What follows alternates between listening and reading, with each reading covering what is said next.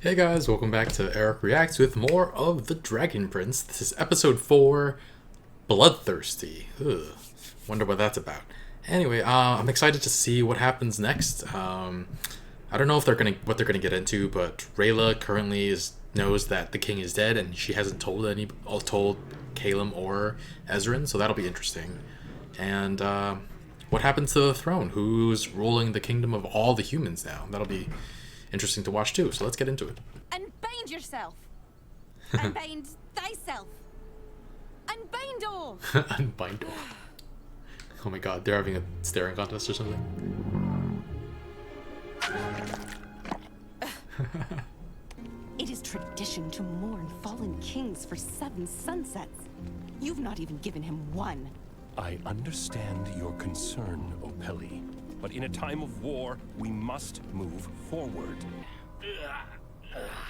Long night. I call it hot brown morning potion. Hot brown? Coffee? It's coffee. That's good. Hot brown morning potion. That's hilarious. She invented coffee in this world. Where are the princes? They need to be here. The princes are dead. Oh man, he's trying to take the throne for Zadia's sure. cruelty go unanswered. Someone's behind Spider-Man. What? Smell.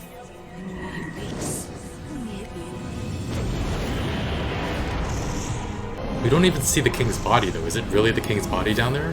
When a ruler of Catalis dies, we mourn for 7 days. But we are at war. Today, we must mourn 7-fold. For tonight, there will be a coronation. Callum. Hey, that's your name, right? Callum? Clem? Or was it Camel? It's Callum. Camel. Zadia's to the east, right? So is the lodge. It's on the way. Oh, great. I'm sure it won't be crawling with humans. Humans that are looking for you and want to kill me! Yay! No, it's the Winter Lodge. And you called me a mage. And that felt right. Wow. I just have this feeling that cube thing could help me. I had a weird dream. It wasn't a dream, as. There was this giant pink hippopotamus, and I pulled its ear off because it was made of taffy. No, that was a dream. Then I tried to thank the hippo for the taffy, but he couldn't hear me because I was eating his ears. That's hilarious. Let's go get your cube. We don't drink blood. We don't mean to be rude, but, you can keep it. It's moonberry juice. He thought it was blood. Is that what humans think we are? Bloodthirsty monsters? No, it's not that. But it is kind of weird there's no one here, since this is where Dad was sending us. Right? That's my thought. Uh-oh. Uh-oh. And to Maya? Amaya. Oh, then she knows that Viren was lying. I'm so glad you're safe. Extremely safe. She's Safe mute. and alone. Or deaf. I'll go find a key. Oh boy. I don't believe in locks. I don't believe in locks. They don't exist. What are you talking about? Ooh. No one here but us and all your human troops. Callum, you know it doesn't help to yell. And why are you saying Oh, he's deaf. human troops like that? She can read. What do you She mean? can read his That's lips. how I always say, heavily armed human troops. So is this the sister of their mother? Knock knock. I skipped breakfast? I'm sorry. Breakfast is the most important meal of the day. I like how she's like lecturing him in the middle of their search. Oh. Food here is weapons grade. Your orders are to proceed immediately to the Banther Lodge. Callum and Ezrin will be there. Once their safety is assured, the boys may wish to build my a God. dirt man. We do not wish to build a dirt man. We do not. Oh my god. Ah! It's the Winter Lodge, Rayla. No winter, no humans. Oh wow, nice drawing. You did that really quickly. It's okay. It's okay. There are a lot of keys. I think just take the whole box. Oh no.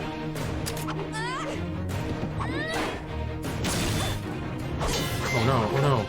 I don't want either of them to get hurt. Oh boy. General Amaya, the princes have disappeared. Oh.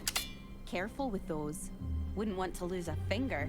I mean, can you imagine going through life with only 4 fingers? She has 4. Have you met Bait? Say hello to my little friend. Those are the trigger words. That was way too easy. Wait, what about Bait? Go get Bait. Here we go. Aww. Boys, get away from her. Wait! Oh, he knows how to... He says, if we don't let you go, you'll kill them and drink their blood. Go ahead. Take another shot.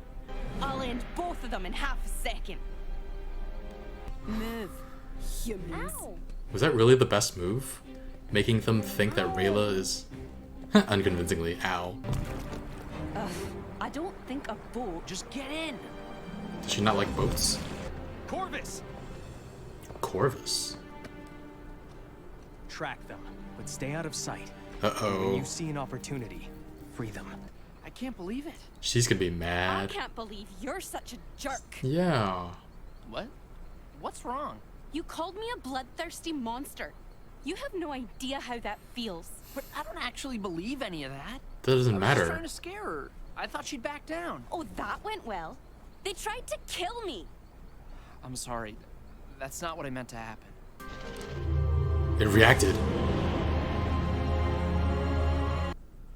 No song for the occasion. Is he the king? I don't think she wants to do it. What? Yes! The princes are alive. Yes! They're here. Stop the coronation! The princes are alive! Whew. So yeah, guys, another great episode. So one of the bindings on Rayla fell off when they succeeded in killing the king. I think I only realized after the episode that the other one is for killing Ezran, so that's why it won't come off.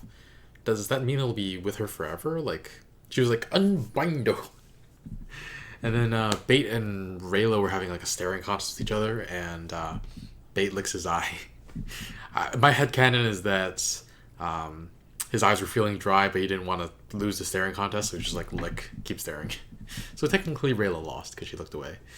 But yes, Soren slipped out of my top 3 after the 3rd episode, and the fact that he was yawning and stretching while walking along with King Harrow's coffin was just downright disrespectful. Like, regardless of whose wake it is, even if it wasn't the king's. It was just like, even if it was like a peasant, like regardless of class, you just don't do that at a funeral.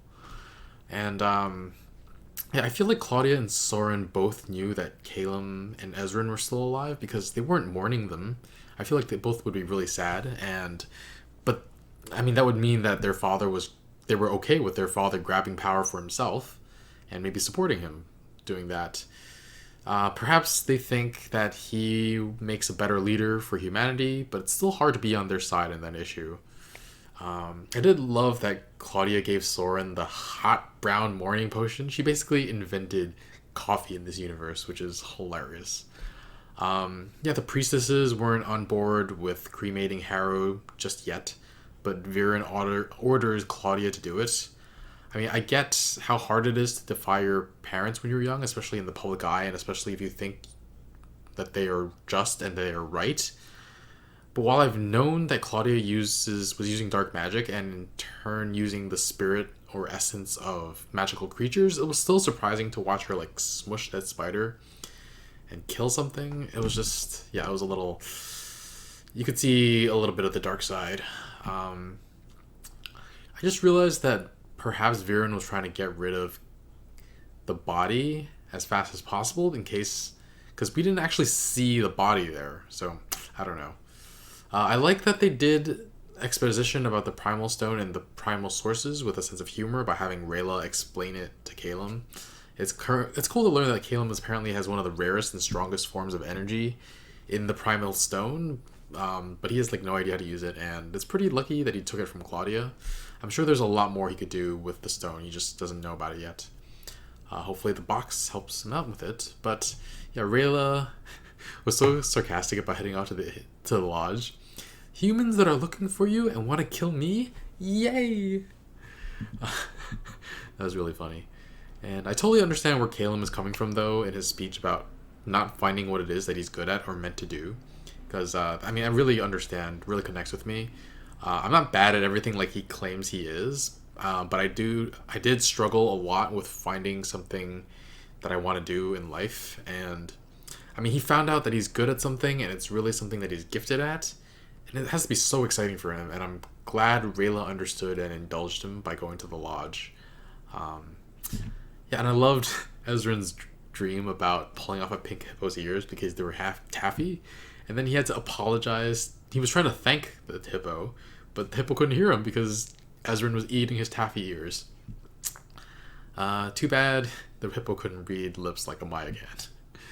And it was very interesting to see Calum think that elves drink blood and that they're monsters because that has a real strong parallel in this world.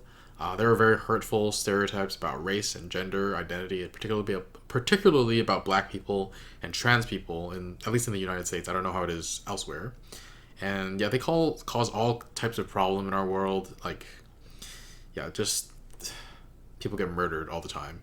And they expand on these ideas a little later with Calum calling Rayla a monster to the guards, but we'll get to that. So onto Maya is freaking awesome, by the way. Obviously with Avatar, they showed that people with disabilities can still get things done, and that their disabilities can actually lead to strengths elsewhere, and it's good to see it in this show as well.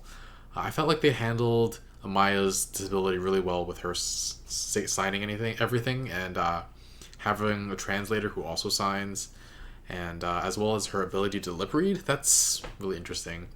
I originally thought she was mute for a second, and then it became clear that she's deaf because other people needed to sign to her instead of just talking. And some deaf people don't talk because they don't know if the sounds coming out of their mouths are correct, especially if they've been blind from the beginning. Not blind, if they've been deaf from the beginning. Anyway, I'm not deaf, so I don't really know how accurate or how well she's portrayed. So let me know in the comments if it's as well done as I think it is with my limited knowledge.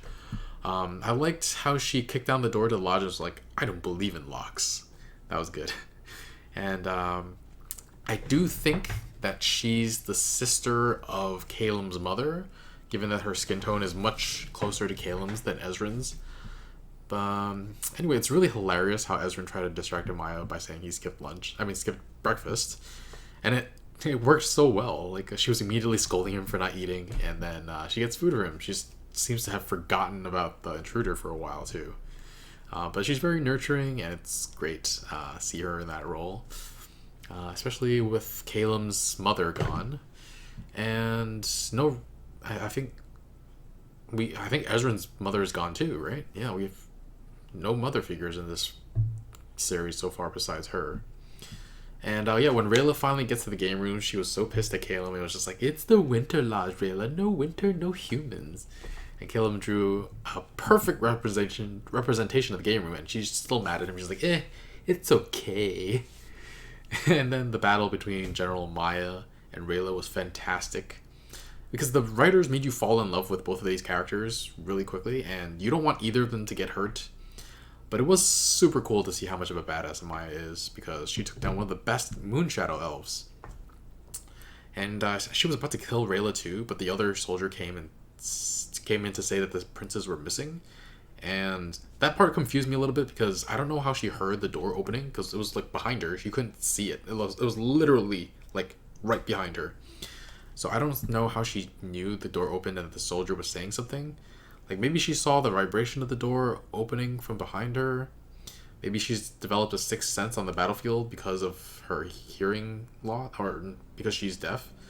So, either way, it's impressive. I hope it's not just an oversight by the writers. I hope it's intentional and that she has some sort of, sixth sense or something. It was cool how Rayla got freed, and I thought it was funny that she forgot to pick up bait and just like had to go back for him, and he was just like croaking and like, come on, get him back. The thing is, when they're all escaping together, it's very clear that they're escaping together. Like, Rayla is actually leading the way with Caleb and Ezrin behind her, so like it should have been obvious to anybody looking that she wasn't threatening them. But like, preconceptions are too hard to break, and Caleb only reinforced them by saying she's a monster. Like, this is how stereotypes work in real life too. Like, even though something may be obviously, like, your perception of something might be obviously wrong, you still can't break out of it. I understand that Caleb was under pressure and didn't know how else to get out of the situation. So I'm not going to forgive him for saying what he did, but saying that she was a monster, but I understand it. What my bigger issue is that his apology after they got away was a non-apology. He said, sorry, I didn't mean for that to happen, or sorry, I didn't mean it. Like, I didn't mean that I didn't actually believe that you were a monster. Is trying to push the blame off of himself because it wasn't his intention and it wasn't his belief. That pain he causes doesn't lessen because he didn't mean it. Like, the pain is already caused, like, whether you're, I think what I would have said in this situation is probably, I don't know, I'm sorry I called you a monster, it was hurtful and cruel, and I'll do my best to be more considerate and to not hurt you that way again in the future. I mean, I don't hold it against him too much because, honestly, like, there are so many people in real life who can't give good and genuine apologies. But I do hope he learns from his mistake and he can make it up to her somehow. Amaya sends Corvus after them, and I get a really Sparky Boom Man vibe from him, just because they're both sent down to track down a group of people alone, and they both look really cool, and they seem like the strong silent type. What else? I'm glad that Viren was interrupted and wasn't crowned. His views of other races in the realm are just so xenophobic, and he is the one in the country, in the kingdom, who is the most ruthless. And I'm excited to see how this works out. Anyway, that was, I think, I don't have any more to say. This was a lot of talking, but hopefully you enjoyed the episode and my reaction. Be sure to like, comment, share, and subscribe, and I'll see you guys in the next episode. Bye, friends!